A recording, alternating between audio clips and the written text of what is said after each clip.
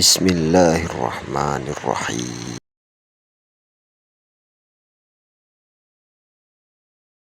Dan sedekah ini tidak usah dibayangkan hal-hal yang besar ya. Dimulai dari hal yang kecil. Hal yang kecil mungkin kita punya kita punya sebungkus roti.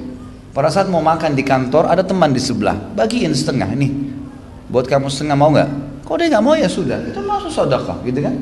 Termasuk sedekah itu. Kita kebetulan lagi beli, ada orang muslim di depan masjid jual kopiah. Harganya 12.000, 10.000, 15.000 kita beli. Ada teman bersama kita, beli dua kita berikan satu ke dia. Sedekah termasuk. Jadi jangan selalu terkurung di masalah duit saja, bisa benda. Karena di sini kan kalau dipertemukan mana dahulukan, sedekah atau bayar utang. Utang kan jelas kita membayar dalam bentuk duit, gitu kan? Maka lebih baik jangan dipertemukan dan usahakan masing-masing dilakukan. Itu lebih positif. Apakah melanjutkan S2 di luar negeri, negeri kafir, Eropa atau Amerika termasuk dalam larangan untuk hijrah? Saya bilang kalau dalam keadaan darurat tidak apa-apa. Ya. Karena di sini yang dilarang adalah tinggal tanpa ada udzur syar'i, tinggal di tengah-tengah orang kafir. Kalau misalnya antum masih bisa sekolah S2, S3, kuliah di negara-negara Islam, ya lakukan negara Islam. Tentu lebih baik, gitu kan? Tentu lebih baik.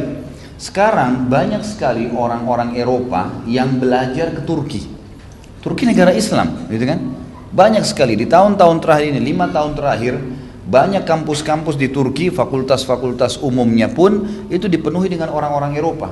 Anehnya kita malah berangkat ke Eropa, kenapa kita nggak ke negara Islam? Gitu kan? Banyak sekali. Maka kalau kita masih bisa ke negara Islam yang mudah kita ibadah, itu jauh lebih sesuai dengan akidah kita.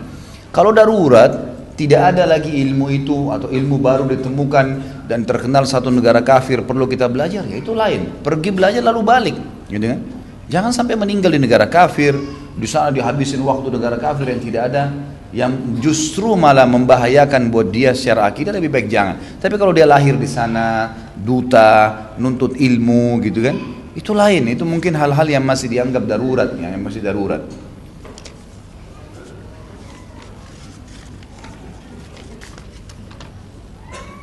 Jika ada orang gemar berhutang, apakah kita harus tetap membantu atau diberi pelajaran supaya ada efek jerah? Pertanyaan yang hampir sama, Ustadz, bagaimana mengatur porsi untuk sedekah dengan utang? Ya, ini hampir sama tadi pertanyaan sebelumnya ya. Jadi kalau ada orang yang sering utang, kerjaannya dia jangan dibantu. Untuk utangkan lagi ya, untuk utangkan lagi itu sebaiknya jangan memang. Itu lain, itu pelanggaran karena berhutang itu dalam Islam bisa masuk dalam hukum makruh atau haram. Itu utang. Nggak ada utang itu hukumnya sunnah, nggak ada. Hutang itu hukumnya makruh atau haram.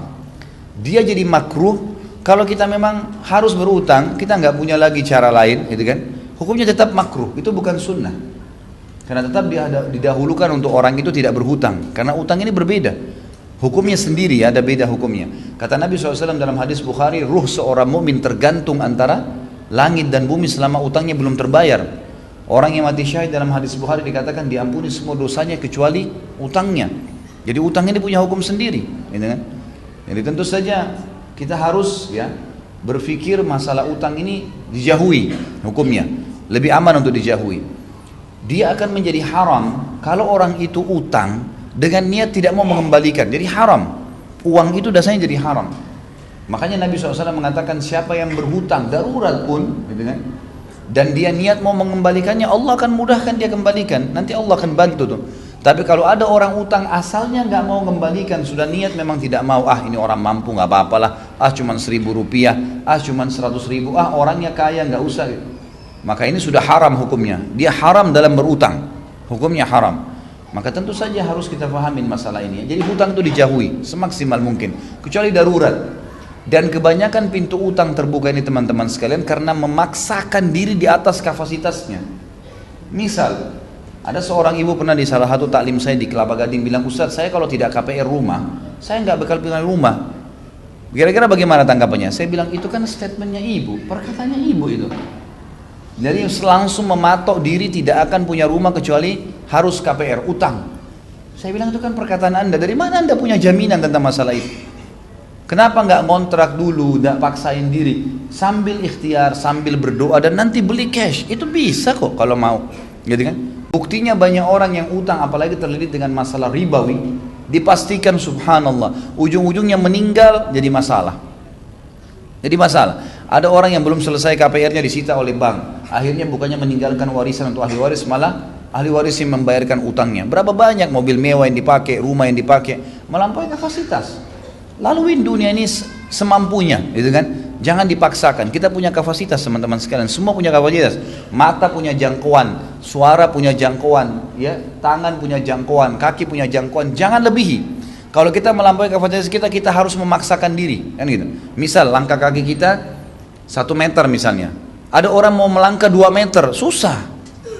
Susah, dia akan maksain diri, bisa keseleo, bisa robek celananya, bisa macam-macam. Maka jangan lampaui kapasitas, gitu kan? Dan sedekah dalam masalah ini, ya, pernah ada sahabat bersedekah dalam hadis Bukhari dengan 1 dirham, 1 dirham. Yang satu bersedekah dengan 1000 dirham. Lalu kata Nabi SAW, 1 dirham, Allahu Akbar, 1 dirham mengalahkan 1000 dirham, kata Nabi SAW. Sahabat semua heran, ya Rasulullah, gimana bisa? Jelas-jelas secara kuantitas ini di mata kita lebih banyak yang 1000. Kata Nabi SAW, karena yang sedekah dengan 1 dirham tidak punya kecuali itu. Allah nilai dia mensedekahkan semua hartanya pada 1 dirham.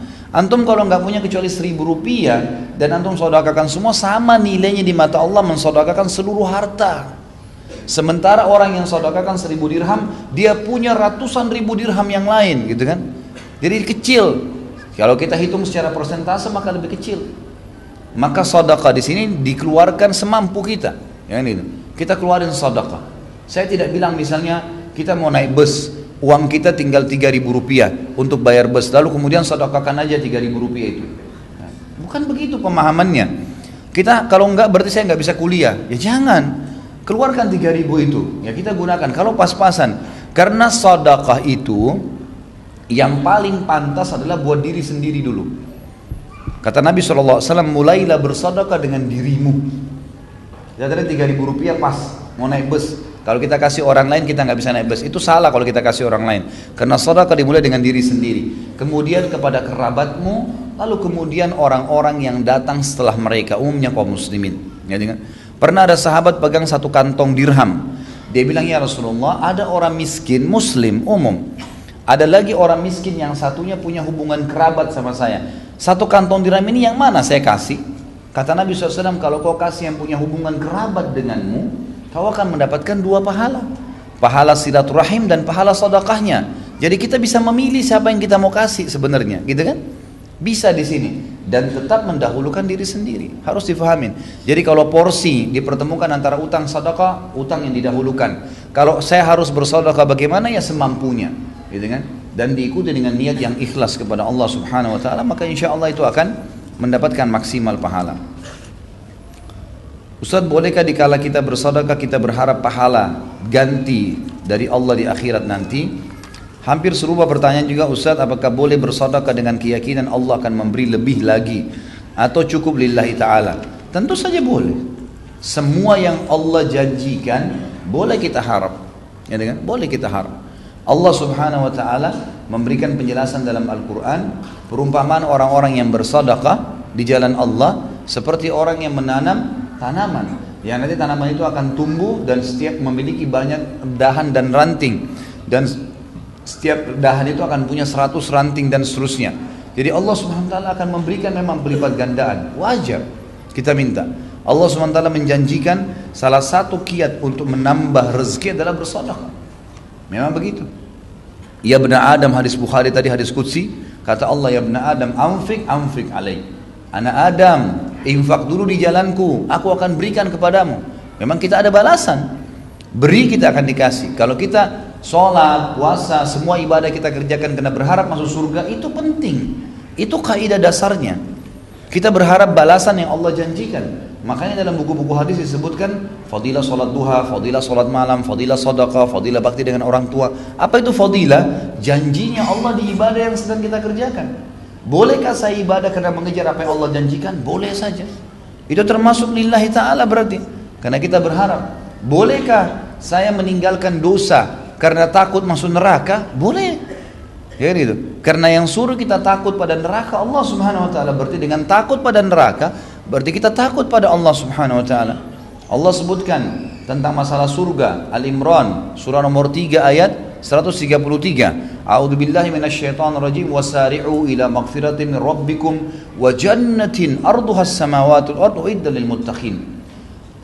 Bersegeralah kalian kepada pengampunan Tuhan kalian, bertobat kalau punya salah, dan kejarlah surga dengan sibukkan diri dengan amal soleh setelah taubat, yang luasnya seluas langit dan bumi, yang hanya dijanjikan untuk orang-orang yang bertakwa.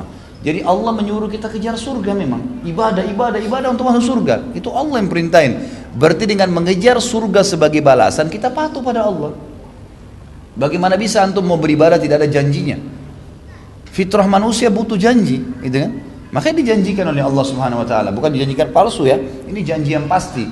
Kemudian dalam surah Tahrim, surah nomor 66 ayat 6, Allah Subhanahu wa taala ceritakan tentang khawatir dari api neraka. A'udzubillahi minasyaitonirrajim. Ya ayyuhalladzina amanu qu anfusakum wa ahlikum nara waquduha an-nasu wal hijara 'alaiha malaikatun giladun syidad la ya'sunallaha ma amara wa yaf'aluna ma yu'marun. Hai orang-orang yang beriman, selamatkan dirimu dan keluargamu dari api neraka. Kata ulama tafsir dengan meninggalkan dosa-dosa, gitu kan? Takutlah kalian dengan api neraka itu, kata Allah, yang bahan bakarnya dari manusia dan batu, dijaga oleh malaikat-malaikat yang kasar, keras, tidak pernah menolak apa yang Allah perintahkan dan selalu patuh terhadap apa yang Allah titahkan. Jadi memang kita takut masuk neraka, itu berarti takut sama Allah karena Allah yang suruh, gitu kan? Allah yang suruh. Jadi kita bisa berharap balasan,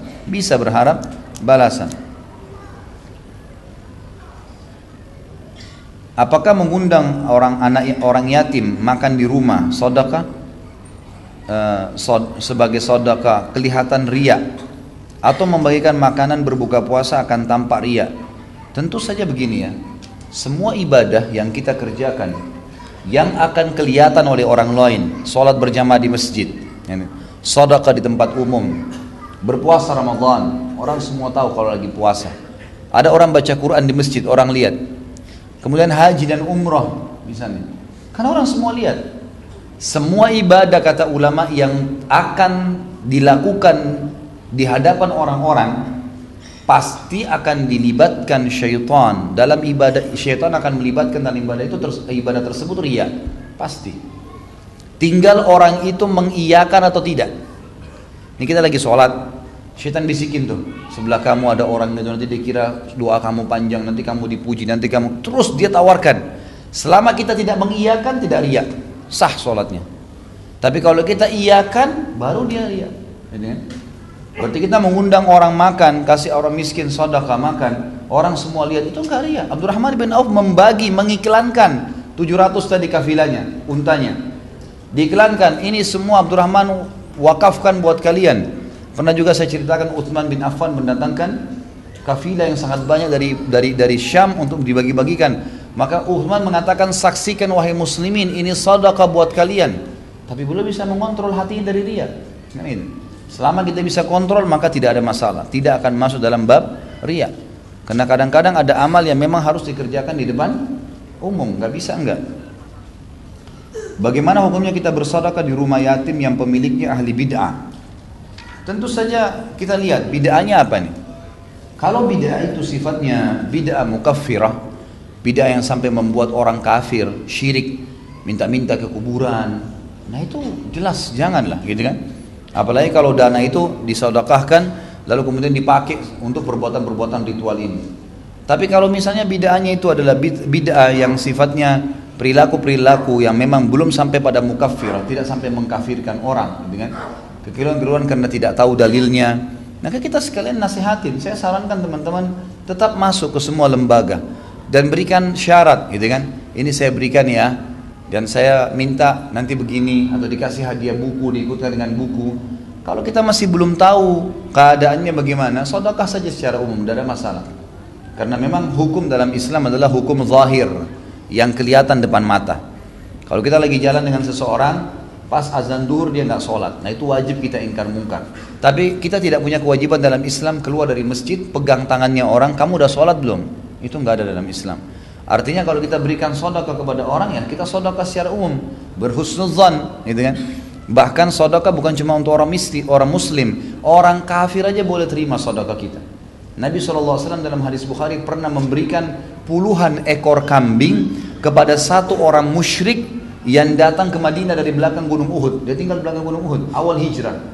Maka orang ini mengatakan, "Hai Muhammad, saya dengar kamu mengajarkan pengikutmu untuk selalu bersedekah. Maka tidak ada orang yang susah dari umatmu. Ya. Saya orang miskin, saya minta satu ekor kambing kamu." Nabi SAW langsung bilang, "Kamu lihat unta-unta ini?" Nabi kebetulan punya puluhan ekor unta. Kata orang itu, "Iya." Kata Nabi, "Ambil semuanya buat kamu, semuanya, bawa saja." Orang ini bilang, "Hai Muhammad, jangan kau olok-olok saya." Kata Nabi SAW, "Tidak, ambillah." Maka orang itu ambil semuanya, puluhan ekor, dibawa pulang ke kaumnya. Subhanallah, begitu tiba di pintu gerbang sukunya dia teriak, "Wahai kaumku, berimanlah pada Muhammad karena Muhammad mengajarkan ajaran yang tidak akan membuat kita susah." Gak ada berhentinya orang sedekah itu. Maka di sini akhirnya masuk Islam satu suku karena perilaku Nabi SAW. Tapi saksi bahasan boleh bersedekah dengan orang kafir. Yang penting bukan mendukung tempat ibadahnya. Apalagi kalau Muslim yang masih majhul hal, nggak jelas, itu kan keadaannya. Atau mungkin dia masih melakukan pelanggaran tapi dia tidak tahu hukumnya. Bukan sampai orang yang memang fanatisme yang tahu tapi tetap melanggar, itu lain. Itu jangan, itu kan. Kita tahu akan berbahaya harta tersebut. Mana yang lebih utama, lebih sesuai tuntunan Nabi? Jika punya uang lebih, apakah berkurban dengan kambing, domba atau sapi? Tentu saja dengan kambing dan domba ya. Karena Nabi SAW berkurban dengan domba dan domba tentu, dan domba ini sejenis dengan kambing. Jadi walaupun Anda mampu sapi, mampu unta, tetap kalau bicara afdaliyah kambing dan domba, gitu kan? Dan dianjurkan setiap muslim yang punya kemampuan uang pada saat tiba Idul Adha nanti dan hari tasyrik 3 hari setelahnya, kalau kita pemerintah misalnya tanggal 24 September nanti berarti 24, 25, 26, 27, gitu kan? Maka 4 hari ini dianjurkan untuk berkurban. Ada yang punya kemampuan beli 1 ekor kambing, maka dia beli. Walaupun memang uang itu tadinya dia mau pakai untuk modal misalnya, maka lebih baik dia dahulukan untuk ini, gitu kan? Karena ini ibadah dan sedekah di jalan Allah Subhanahu wa taala, maka ini besar pahalanya dan insyaallah Allah akan gantikan dengan yang lebih baik. Tapi kalau bertemu dengan perbuatan-perbuatan wajib, misal membayar utang, maka dia dahulukan utangnya, atau dia tidak punya kemampuan, gitu kan, itu tidak usah dipaksakan. Jadi lebih afdal kambing, dan dianjurkan setiap muslim yang punya kemampuan berkurban lebih dari 1 ekor. Karena Nabi SAW berkurban dengan domba dalam hadis Bukhari 65 ekor. Dan juga dianjurkan setiap muslim untuk menyembeli kalau dia mampu dengan tangannya sendiri. Ini termasuk perintah ya. Haruskah berkurban itu di lingkungan rumah tempat tinggal? Karena lingkungan saya isinya orang berada. Bolehkah di daerah lain tapi saya tidak menyaksikan? Boleh saja, nggak ada masalah. Lihat tempat yang lebih dibutuhkan. Satu-satunya pendapat ulama yang mengatakan agar tidak berkurban di tempat lain itu hanya di Mekah. Kalau orang lagi haji, maka dianjurkan lebih afdal berkurban di haji. Karena itu wilayah haram, lagi musim haji, itu lebih mulia dibandingkan tempat lain, gitu kan? Jadi kita bisa berkurban di sana. Tapi kalau selain itu silahkan. Di Jakarta sudah cukup, di sekitar komplek kita cukup, sumbang di daerah lain itu boleh, nggak ada masalah.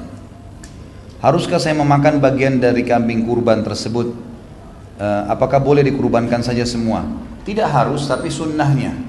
Nabi SAW menyunnahkan orang yang menyembeli untuk mengambil sebagian dagingnya, baik kurban, baik akikah, baik untuk mengundang orang, sedekahin ke orang. Karena Nabi SAW seringkali kalau ada sembelihan beliau mengatakan, "Idribu li sahma," berikan saya sebagiannya. Lalu Nabi SAW menikmati dari daging sembelihan tersebut. Di mana saja bisa belajar sejarah Islam untuk S2?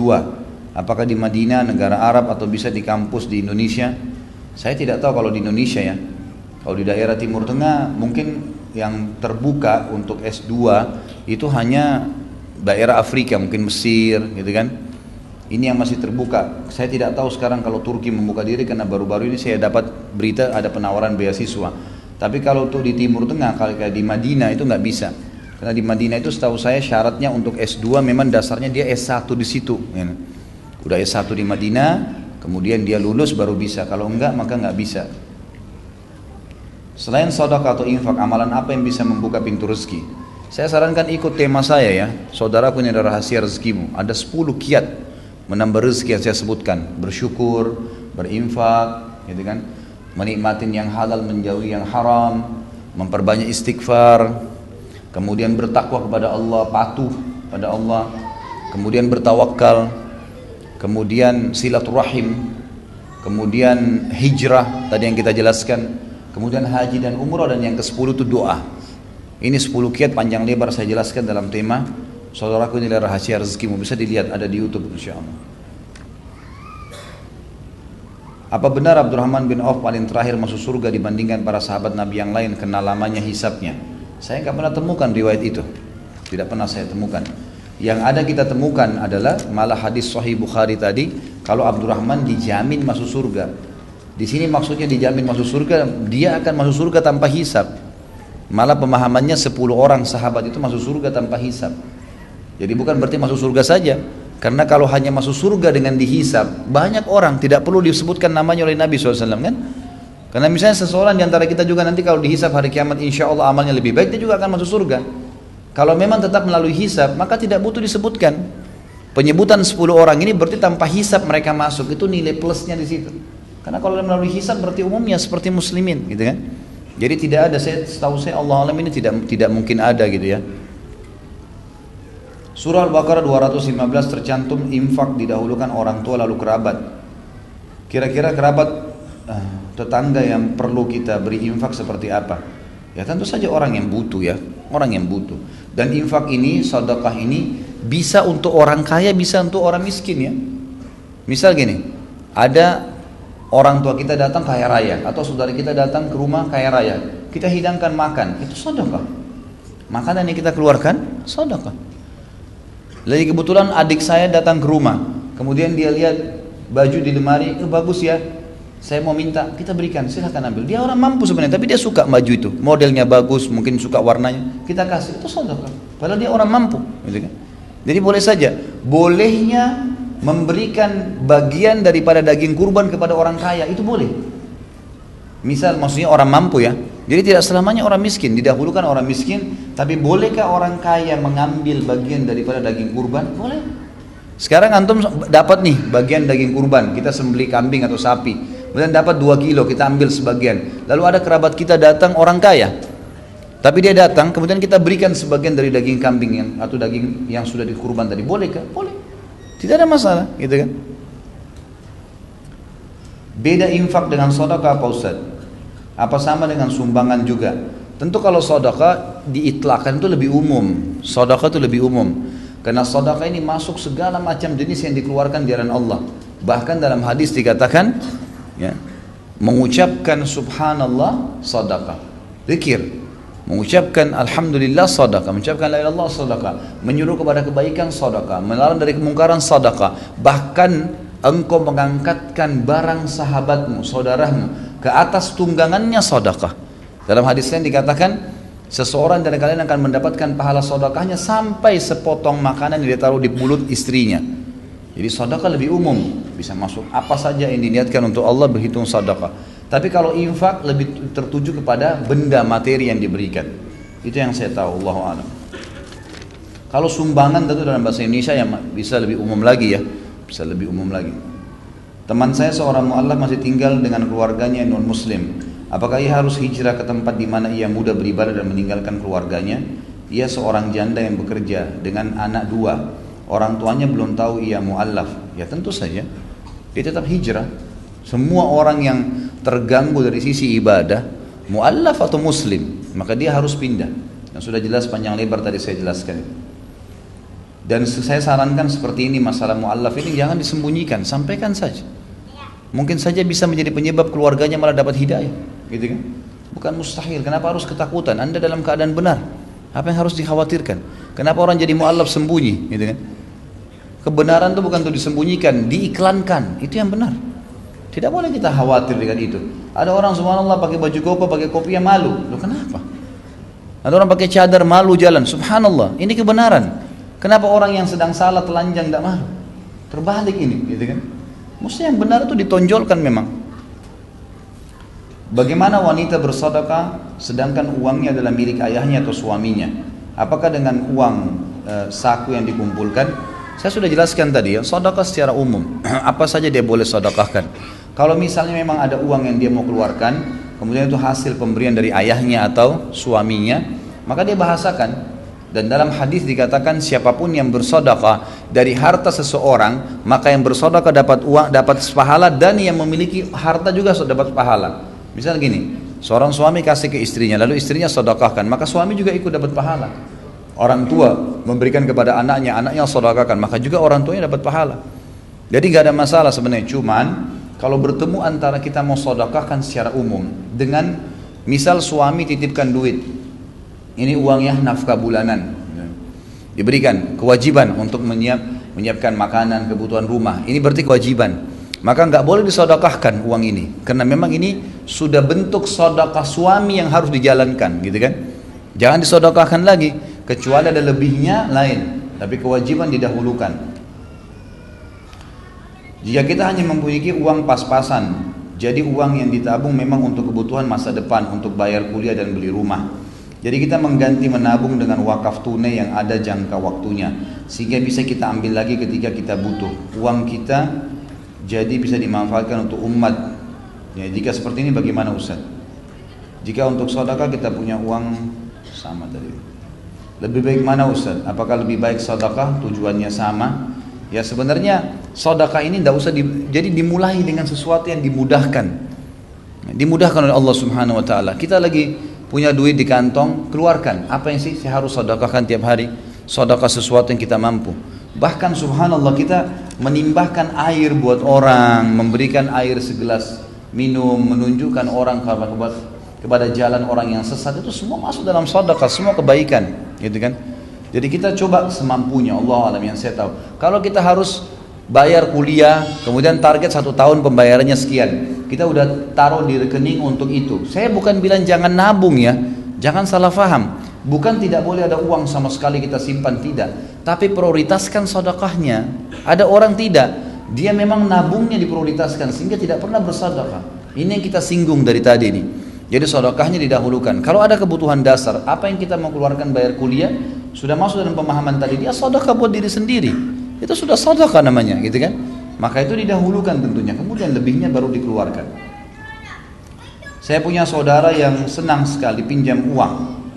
Kalau tidak, saya tagih uang yang dipinjamkan terus dipakai untuk modal dagang. Padahal saya sudah tidak saya pun sudah berikan kepada dia modal cukup besar yang sampai sekarang tidak saya tagih. Perlukah saya pinjamkan setiap saat saudara saya butuh modal? Saudara saya ini selalu tidak cukup berapapun modal yang dipinjamkan. Jadi tentu saja begini, pertama kalau orang utang dengan Anda dan sudah sepakat jatuh tempo misalnya sebulan, pertanyaannya mana yang lebih baik, saya tagih atau tidak? Tagih, nggak boleh nggak nagih. Karena kalau kita tidak nagih, kita membiarkan dia dalam kemungkarannya. Orang yang menunda pembayaran utang sementara dia tahu dan dia mampu, itu dosa. Kita harus nagih. Kalau sudah nagih kemudian dia tidak mau bayar, berarti kewajiban kita secara agama sudah lepas. Tergantung kita mau maafin atau menagih lagi, gitu kan? Kalau masalah ada orang sudah pernah utang, kemudian utang itu disepakati akan dikembalikan pada waktu tertentu. Ini tadi kan dikatakan tidak ditagih, mestinya ditagih. Penagihan ini akan memberikan kepada dia rambu-rambu. Kalau dia mau pinjam lagi, tanya mana utang yang sebelumnya. Oh saya tidak bisa karena begini. Baik, kita punya opsi. Beda ya, bersedekah secara umum dengan meminjamkan uang. Kalau kita menghutangkan orang, itu kita punya pilihan. Beda sedekah. Sedekah kita nggak punya pilihan. Kalau ada orang lagi minta, kita dianjurkan memberi semampunya, gitu kan? Tapi kalau ada orang mau utang, kita punya hak untuk nolak. Beda. Hukum hutang dengan hukum sedekah berbeda, gitu kan? Makanya pernah ada orang bilang sama saya, Ustaz, ada orang yang minta kepada saya, tapi saya mau kasih dia, cuma orang ini keseringan minta. Kadang-kadang saya merasa beban kalau dia datang minta, apalagi dia selalu mengatakan utang, padahal sebenarnya nanti juga nggak dibayar gitu. Saya bilang kalau begitu solusinya niatkan sedekah, nggak usah niat utang, karena kalau utang Anda punya hak menolak. Kalau tidak mau menolak maka niatkan sedekah, insya Allah sudah ya terjawab itu. Diriwayatkan Abdurrahman radhiyallahu anhu mendengar Rasulullah SAW memerintahkan sesuatu dalam hal ini tentang solat. Apakah lupa rakaat masih melakukan sujud sahwi 2 kali dalam keadaan duduk sebelum salam lalu salam, halaman 444. Pertanyaan, apakah sujud sahwi itu dilakukan 2 kali? Apa bacaannya? Bagaimana jika lupa dan ingatnya setelah salam? Jadi memang ada 2 riwayat. Riwayat yang tadi Abdurrahman bin Auf dan ada riwayat yang lain. Sujud sahwi itu ulama bahas dalam bab sholat ada 2. Ada yang dikerjakan sebelum salam, ada yang dikerjakan sesudah salam. Kalau seseorang mengingat kekurangan sholatnya, kelalaian dalam sholatnya itu sebelum dia salam, jadi maksudnya tadi kayak kasus hadis Abdurrahman, rakaat pertama atau rakaat kedua ya, kembali ke rakaat pertama, pilih yang lebih sedikit. Atau pas sudah kita sudah terakhir ragu 3 atau 4 ya, sholat duhur misalnya, kembali ke 3 gitu kan. Maka berarti kita akan nanti, kita sudah ingat dalam sholat nih, ragunya tadi dalam sholat, kita sujud sahwi sebelum salam. Hadisnya tadi yang diriwayatkan Imam Bukhari, Abdurrahman bin Auf menyampaikan kasus waktu berkumpul sama Umar dan Ibnu Abbas radhiyallahu anhu ajma'in. Ini jelas. Tapi kalau seseorang sudah selesai tutup sholatnya, sudah salam, kemudian tiba-tiba ada yang ingatin di sebelah, Pak, kayaknya tadi sholatnya masih kurang 1 rakaat deh, misal. Atau misalnya tiba-tiba kita habis salam, duduk, lagi zikir, kayaknya tadi saya kurang 1 rakaat, baru ingat. Maka itu hukumnya langsung berdiri, kerjakan rakaat yang kita lupa, kemudian sampai tahiyat, salam, habis salam baru sujud sahwi. Karena ingatnya setelah sholat. Ini hadis Bukhari menjelaskan. Dalam hadis Bukhari dijelaskan pernah Nabi SAW sholat asar, begitu rakaat kedua tahiyat pertama Nabi SAW sudah salam. Maka sahabat semua ikut salam, gitu kan? Lalu Nabi SAW berzikir seperti tidak ada apa-apa gitu. Habis berzikir, Nabi SAW berdiri menuju ke pintu masjid. Biasanya tradisi beliau SAW, habis berzikir beliau tidak berdoa, tidak apa, langsung berdiri ke pintu masjid lalu berdiri menunggu siapa di antara sahabat yang ingin konsultasi, ingin apa, berbicara sama beliau gitu kan. Berdiri di depan pintu nunggu orang keluar. Maka sahabat-sahabat pada saat itu diantaranya Ibnu Abbas meriwayatkan hadis ini mengatakan, saya ingin menegur tapi di dalam saf sholat ini ada Abu Bakar, ada Umar, ada sahabat-sahabat senior tapi nggak ada yang menegur Nabi SAW. Maka sampai ada datang satu Arab Badui datang mendekati Nabi SAW lalu berkata, ya Rasulullah, depan pintu, apakah turun wahyu sekarang mengubah sholat dari 4 menjadi 2? Turun nggak wahyu itu? Gitu kan? Maka Nabi SAW mengatakan, apakah anda, dari dia bilang, apakah anda lupa atau turun wahyu mengubah sholat dari 4 menjadi 2? Kata Nabi SAW, saya tidak lupa dan tidak turun wahyu. Artinya Nabi SAW yakin itu 4 rakaat gitu. Maka beliau pun dalam hadis ini dikatakan memegang tangan sahabat tersebut lalu membawanya ke dalam masjid yang waktu itu kebetulan sahabat belum, yang lainnya belum bubar. Kata Nabi SAW, benarkah yang orang bilang ini? Saya sholat 2 rakaat tadi. Kata mereka, benar ya Rasulullah. Maka Nabi SAW segera kembali ke mihrabnya, lalu takbir, semua sahabat ikutin ditambah 2 rakaat sampai salam. Setelah salam baru beliau sujud sahwi.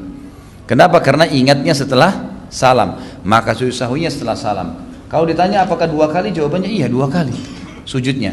Dan diantara 2 duduknya itu tidak ada bacaan apa-apa ya, cuman sujudnya saja. Ini umumnya ulama mengatakan boleh membaca doa-doa sujud. Abdurrahman bin Auf, saudara sepupunya adalah Sa'ad bin Abi Waqqas. Saat ini orang yang doanya manjur. Ketika beliau di Mekah pada saat itu, beliau telah buta. Orang-orang mendatanginya berbondong-bondong. Setiap orang meminta kepadanya agar berdoa untuknya. Maka saat mendoakan hal tersebut disebutkan di halaman 483. Ini sebenarnya pertanyaan nanti ya. Pada saat Sa'ad bin Waqqas kita bahas. Karena halaman 483 belum dibahas gitu. Bagaimana jika banyak orang yang meminta didoakan oleh ustadz, kiai, habib atau orang yang dianggap soleh agar didoakan sesuai dengan hajatnya? Kalau orang yang sedang kita minta tolong didoakan itu hidup, masih hidup, boleh. Banyak sahabat datang kepada Nabi SAW minta didoain, nggak ada masalah. Abu Hurairah pernah minta didoain ibunya, gitu kan? Abu Qatadah pernah diminta agar didoakan matanya. Seorang wanita yang kena penyakit ayan pernah datang meminta agar didoakan oleh Nabi SAW. Kalau Nabi masih hidup boleh, gitu kan? Tidak ada masalah masih. Tapi kalau sudah meninggal nggak boleh lagi. Karena memang waktu Nabi SAW sudah meninggal, tidak pernah ada sahabat satupun yang datang ke kuburan Nabi SAW lalu meminta-minta kepada beliau. Kenapa Bilal dan sahabat lainnya masih membunuh Umayyah yang pada saat itu Umayyah sudah jadi tawanan perang? Apakah tawanan perang boleh dibunuh? Sebenarnya di sini kasusnya si Umayyah masih belum masuk dalam umumnya tawanan perang, karena dia tadinya masih di kancah peperangan. Tawanan perang itu nanti kalau sudah digiring sampai di pemimpin, ini pemimpinnya, amir peperangan, ini tawanan, dikumpulin semua baru dihitung tawanan perang. Selama dia masih di kancah peperangan, belum masuk dalam tawanan yang dikumpulin, maka itu masih dianggap kafir harbi, orang-orang yang di kancah peperangan gitu kan. Dan Bilal waktu itu lihat, kan makanya tadi saya ceritakan, Abdurrahman bin Auf ingin membawa Umayyah kemana? Ke kemahnya Nabi, kan gitu. Supaya dikasih tahu, ini loh tawanan saya. Tapi sebelum tiba di kemah itu ketemu Bilal. Jadi sebelum ketemu sama pimpinan perang, itu ketemu dengan Bilal, dan Bilal melihat ini pimpinan orang kafir. Maka beliau pun akhirnya ya membunuhnya. Jadi belum sampai kepada pimpinan perang. Abdurrahman bin Auf datang ke Madinah, maka Nabi SAW bersaudarakan dengan Sa'ad bin Rabi' al-Ansari. Sa'ad menawarkan untuk membagi keluarga dan hartanya. Bahkan sampai ditawarkan 2 orang istri yang dipilih untuk dipilih dan mau menalaknya. Halaman 443. Pertanyaan, apakah hal ini dibolehkan menawarkan istri kepada sahabat? Ya, tentu saja ini perilaku Abdurrahman saat kepada Abdurrahman. Dan ulama sepakat mengatakan ini bisa dijadikan sebagai sebuah hukum. Kalau ada seorang muslim muhajir dan seorang di satu negara Islam, dan ada seorang muslim memiliki lebih dari 1 orang istri seperti Sa'ad, dan dia ingin menolong saudaranya ini agar punya pasangan, itu dibolehkan. Tapi di sini kasusnya Sa'ad memiliki 2 orang istri, yang dia tawarkan salah satunya, itu pun penawaran, dan sudah saya jelaskan tadi hukumnya. Abdurrahman ketika ditunjuk menjadi khalifah oleh Utsman, kemudian dia berdoa dimatikan. Sebelum itu apakah boleh berdoa minta mati? Ada hadis Nabi SAW yang berbunyi, janganlah kalian berharap kematian. Tapi kalau seseorang diantara kalian merasa memang perlu mati itu, artinya lebih baik saya meninggal, maka dia mengatakan, ya Allah, hidupkanlah aku kalau kehidupan lebih baik untukku, dan matikanlah aku kalau kematian lebih baik untukku. Artinya boleh seseorang mengatakan itu, tapi dikembalikan kepada Allah Subhanahu wa taala, dan Allah menerima itu. Ini juga pernah terjadi ya, bukan cuma kepada Sa'ad bin Rabi', ya, pernah terjadi juga kepada Sa'ad bin Mu'adz, salah satu pimpinan Ansar juga yang lain. Itu pada saat terjadi perang Bani Quraidah atau terjadi perang Ahzab, beliau sempat kena anak panah dan beliau sudah sakit parah. Maka beliau berdoa mengatakan, ya Allah, janganlah engkau matikan aku kecuali setelah aku ya menyelesaikan urusanku dengan Bani Quraidah. Artinya dia ambil keputusan di situ. Lalu Allah SWT betul-betul mematikan setelah Bani Quraidah. Ini banyak terjadi di kisah-kisah orang soleh kita. Tapi mengembalikan kepada Allah Subhanahu wa taala. Kenapa ekspansi tidak memasuki seluruh Eropa? Ini tentu historinya panjang ya. Tetapi pada saat Islam sudah masuk ke Spanyol, dan Spanyol itu kalau kita lihat secara peta, sebenarnya Spanyol itu sudah masuk lebih dari 1/4 Eropa. Kalau kita lihat petahnya, Spanyol itu besar sekali ya. Dulu Spanyol itu masuk juga Portugal masuk di dalamnya.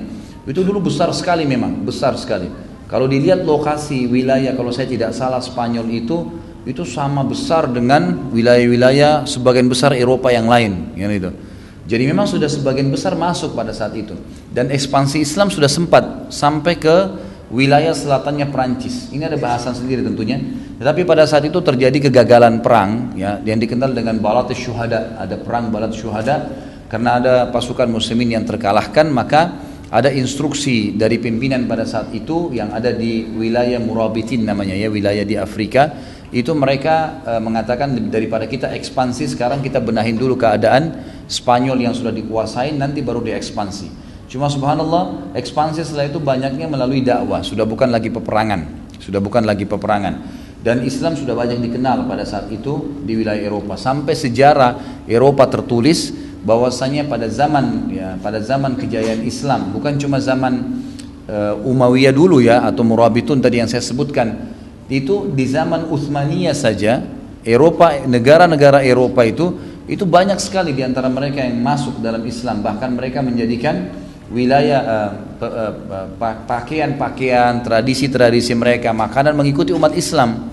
Saya punya cuplikan foto yang hitam putih ya, itu dari salah satu buku rujukan di Eropa tentang sejarah Eropa yang ditulis oleh beberapa sejarawan dari Turki. Itu menyebutkan, dan ada foto dipasang situ, kalau ratu-ratu ya, raja Eropa dulu itu rata-rata pakai cadar karena mengikuti ratu-ratu yang ada di Utsmaniyah gitu kan. Dan mereka menganggap itu pakaian yang modern pada saat itu. Sayangnya sekarang terbalik ya, umat Islam mengikuti mereka. Kalau zaman dulu malah kita yang dicontohi. Bahkan dikatakan beberapa pastor dan pendeta itu mengeluh pada saat itu, mengatakan kita sayangkan banyak anak-anak muda kita, justru mereka selalu mencontohi umat Islam di pakaian, di makanan. Bahkan seseorang di antara mereka kalau mau melamar seorang wanita, itu merupakan sebuah kebanggaan dan dianggap orangnya cerdas kalau dia bisa berbahasa Arab, gitu kan? Karena bahasa Arab dipakai oleh kaum muslimin pada saat itu. Ini baru sekitar ya 100 tahun yang lalu saja kita tinggalkan Al-Quran dan Sunnah, akhirnya umat Islam terpuruk. Apakah memberikan sebagian gaji kita untuk orang tua itu termasuk sedekah? Tentu saja. Tentu saja. Sedekah yang besar itu adalah buat diri sendiri, kemudian buat kerabat-kerabat terdekat, diantaranya orang tua, istri dan anak, gitu kan, itu semua sedekah. Apakah sedekah yang akan kita berikan harus kita pilih-pilih kepada siapa yang diberikan? Tentu saja boleh ya. Kalau misalnya ada opsi, misal ada orang yang kita lihat tadi sahabat, ada satu orang miskin muslim dan ada satu orang miskin kerabat, maka dia tanya siapa yang saya kasih, kata Nabi SAW, kalau kau kasih kerabatmu maka akan ada ya pahala double. Maka ini berarti dibolehkan. Ini kalau seandainya memang kita sudah jelas-jelas mau sedekah dan ketemu dua orang ini. Tapi kalau seandainya tidak, misal lagi di jalan ada orang miskin gitu kan, kemudian kita lihat mau diberikan ke dia, syaitan goda, nanti aja di depan mungkin ada orang yang lebih miskin. Nah itu tidak, itu nggak boleh diberikan pada saat itu. Bolehkah kita ketika sedekah ada keinginan untuk menjadi kaya? Boleh, kenapa tidak? Boleh, insya Allah. Dari tadi kita sudah jelaskan itu. Soal bagaimana hukum ngasih uang buat orang yang minta-minta, sedangkan ada peraturan yang mengharamkan ngasih buat orang minta-minta. Kita situasinya, lihat kondisinya, gitu kan?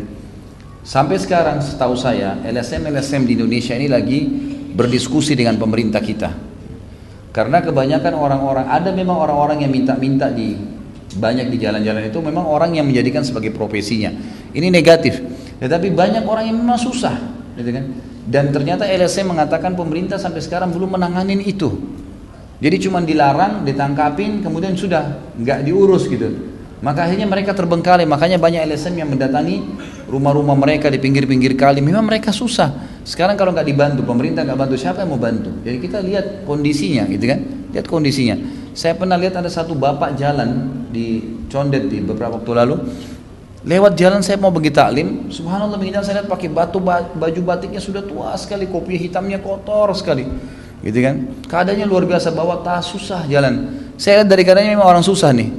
Kebetulan saya telepon, saya sudah jalan, saya telepon ke restoran, saya tanya, ada manajernya, saya tanya, akhi tolong ambil uang di laci, berikan berapa saja ke orang ini, berapa yang antum pas buka laci ada, berapa saja berikan ke dia. Ini orang susah, kejar ciri-cirinya seperti ini. Saya jalan, sudah agak jauh, sudah di ujung Jalan Raya Condet, sudah dekat di Wisartika, itu saya ditelepon sama dia. Ustaz saya nggak ketemu orangnya, saya udah keluar, sebab saya bilang coba dia akan lewat depan restoran. Ternyata dia bilang sudah nggak ada orangnya. Dan saya bilang keluar naik motor akhi, kejar, insya Allah ada. Dia keliling sampai ke lampu merah menuju ke Simatupang, nggak ada, gitu kan? Orangnya sudah nggak ada. Terus saya bilang ya Allah ini gimana nih? Lewat nih, sayang orang ini memang mestinya kita kasih sedekah karena saya punya pengalaman sebelumnya yang saya tidak bisa lupa seumur hidup saya, teman-teman sekalian. Makanya amal soleh jangan ditunda, gitu kan? Ada pernah orang miskin ibu-ibu di bawah pohon di depan pengajian saya di Kampung Melayu sama anaknya kecil, bajunya kotor sekali, luar biasa, sudah kelihatan orang susah. Dia berikan isyarat minta uang sama saya. Saya waktu itu niat mau bantu, tapi karena saya tidak berpikir lagi azan duhur, takut ketinggalan sholat qobliyah dan juga sholat duhurnya gitu. Masjid lumayan jauh. Saya bilang sebentar ya bu, maksud saya sebentar habis taklim. Subhanallah saya balik, habis sholat ibu itu sudah nggak ada. Saya cari-cari nggak ada. Saya naik mobil 3 kali mutar situ saya nggak ketemu. Lalu saya nyesal. Saya bilang sama diri saya sendiri sambil muhasabah. Berapa lama tadi Khalid kalau kau korek kantong kamu dan berikan dia? Hitungan detik. Lalu saya menyesal. Saya sesali seumur hidup. Kenapa saya tidak beri pada saat itu? Padahal kesempatan buku amal saya dicatat tuh pada detik itu. Tapi saya terlalaikan dengan syaitan. Saya nggak mau kehilangan lagi nih. Saya bilang sama manajernya tadi. Saya bilang, akhi tolong antum naik motor. Seingat saya, ya Allah ini mudah-mudahan tidak terulang kasus Kampung Melayu nih, gitu kan? Maka saya bilang, coba antum keluar naik motor. Saya tiba-tiba teringat, saya Allah tunjukkan di mana orang ini. Tiba-tiba saya mengingat ada satu gang antara tempat saya dengan ujung jalan Condet Lampu Merah Simatupang itu ada gang. Saya bilang coba antum ke gang itu, ciri-cirinya begini. Mungkin antum dapatkan dia. Subhanallah dia kesana dia dapat. Kemudian dia telepon saya, ini Ustaz sudah dapat, bahkan saya dikirimin fotonya di WhatsApp. Ini Ustaz orangnya, gitu kan. Maka saya bilang, iya betul, alhamdulillah ini orangnya, dikasih lah, gitu kan. Dan dia terima kasih. Tapi di sini kita lihat, kita boleh memberikan orang seperti ini. Kira-kira bagaimana kalau kita tidak bantu? Mungkin yang dimaksudkan ini, kalau kita lihat orang itu dasarnya memang penipu atau orangnya banyak hal-hal dasar lah yang kira-kira kita anggap itu. Misal ya, saya lihat di lampu merah ada orang yang penuh dengan tato, anting-antingnya banyak, wah tidak ada, sudah nggak ada cahaya sedikit pun di wajahnya. Orang seperti ini, ya, Allahu alam, kalau saya lihat tidak dibantu gitu kan. Yani, kita memberikan kepada orang lain mungkin ya, karena memang ada hal-hal yang negatif. Tapi kalau ibu-ibu yang susah, kesian gitu kan, dan seterusnya itu lebih baik.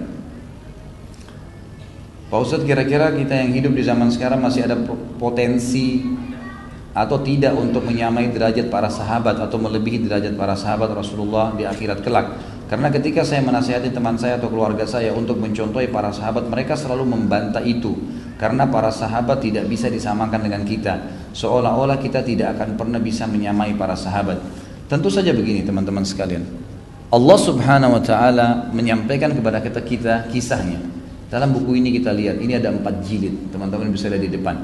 Ini saya lihat di sini ada 9 sahabat. Ini ada 8 sahabat di buku ini. Belum buku-buku yang lainnya, yang 3 jilid mungkin ada lebih puluhan orang sahabat barangkali. Semua ini ternukil kepada kita dengan riwayat-riwayatnya, dengan kisah-kisah pengalaman hidupnya. Untuk apa Allah sampaikan kepada kita? Untuk dicontohi, gitu kan? Abu Bakar dijamin surga, Umar dijamin surga, Utsman. Apakah itu hanya sekedar dikenang begitu saja? Tidak. Tujuannya untuk kita menciplak hidup mereka. Mereka manusia seperti kita. Mereka juga punya waktu 24 jam, mereka punya istri, punya anak, punya kegiatan, punya aktivitas, senang, sedih, susah, ya, gembira. Jadi kita ciplak hidupnya. Kalau kita ikutin, bukan mustahil kita bersama mereka di surga. Bukan mustahil kita dapat jaminan surga. Karena sabda Nabi SAW, ada 70 ribu dari umatku masuk surga tanpa hisab. Bahkan ada riwayat yang lain menambahkan setiap satu orang bersama mereka 70 ribu yang lainnya, gitu kan? Jadi banyak sekali jumlahnya sebenarnya. Maka bukan mustahil. Tapi kalau kita mengalahkan sahabat, saya nggak tahu. Ini sulit ya. Untuk menjawab ini saya tidak bisa terus terang, karena kita memang sudah sebutkan tadi hadis Nabi, kalau seseorang di antara kalian berinfak sebesar Uhud, emas semua, tidak akan bisa menyamai 1 mud, bahkan setengah mud mereka, setengah genggam mereka. Maka mungkin untuk mengalahkan mereka, Allahu alam, sulit. Tapi kalau untuk sama itu bukan mustahil. Allahu alam. Ini yang saya tahu. Mungkin sampai sini dulu teman-teman sekalian. Maaf saya nggak bisa baca yang lainnya. Insya Allah di waktu lain kesempatan Anda bisa hadir, ada pengajian kita di masjid ini setiap hari Rabu malam. Itu selalu ada pengajian rutin kita di sini, kajian dosa-dosa besar. Silakan dihadiri dan boleh bertanya sampai jam 9 malam. Sebelum kita tutup, saya akan menyampaikan ada beberapa program yayasan yang sedang saya bina dan saya bentuk. Yang pertama itu, siapa tahu di antara akhwat punya informasi, kami akan buat Islamic Center. Dan saya akan bina di situ. Insya Allah saya akan menetap di satu tempat nantinya. Belum tahu di mana. Saya berharap di Jakarta, baik itu dalam bentuk tanah wakaf atau misalnya memang mau partisipasi untuk mengumpulkan dana dan kita bangun bersama-sama. Dan saya berpikir untuk punya Islamic Center, dan di situ saya akan kader, artinya coba semampu saya memiliki kader-kader dai yang bisa kita buat kelas pelatihan dai. Mungkin di sana ada pelatihan-pelatihan kegiatan-kegiatan agama umumnya lah ya, dan cukup banyak kegiatan yang sudah saya programkan di yayasan yang rencananya itu. Jadi ini program yang pertama yang kita harapkan mudah-mudahan ada. Siapa tahu ada di antara muslimin yang berpikir untuk wakaf tanah, untuk amal jariah dan seterusnya. Untuk bangunan saya sudah dapat penawaran dari seorang ibu dokter, jazakallah khair.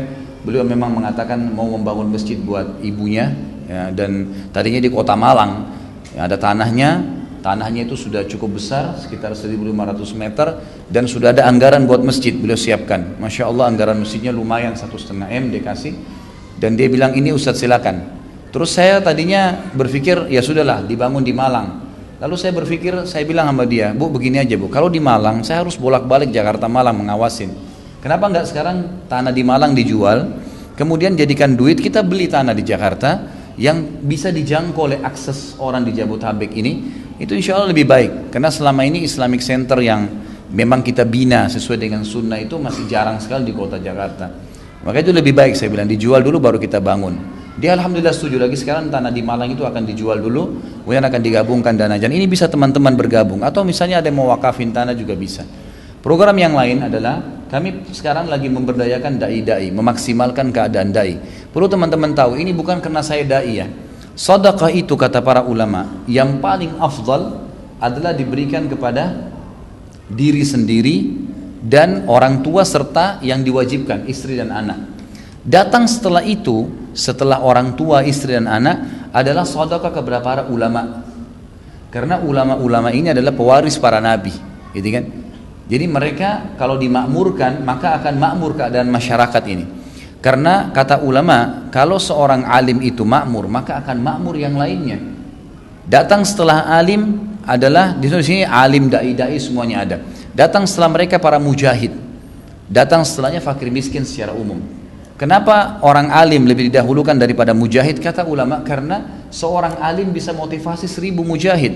Kenapa didahulukan dari fakir miskin? Karena satu orang alim bisa membuat sabar 1000 orang miskin.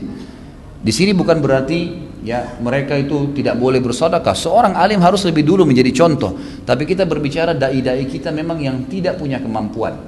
Maka di yayasan saya buatkan program adanya pengadaan motor buat dai, adanya tunjangan bulanan. Ada beberapa dai-dai yang masya Allah dakwanya luar biasa, tapi kehidupannya memang masih susah gitu. Maka saya buat tunjangan-tunjangan, ada 3 juta per bulan, ada 5 juta per bulan.